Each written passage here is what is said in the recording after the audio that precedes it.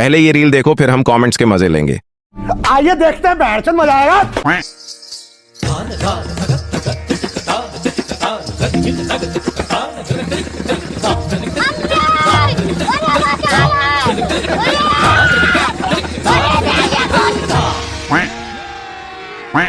मेरे ढोल सुन, मेरे प्यार की धुन, मेरे ढोल ना सुन।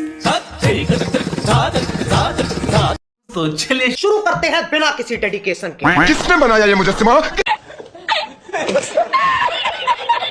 मम्मी मुझे मंजूलिका जी डरा रही है। अरे बाबा!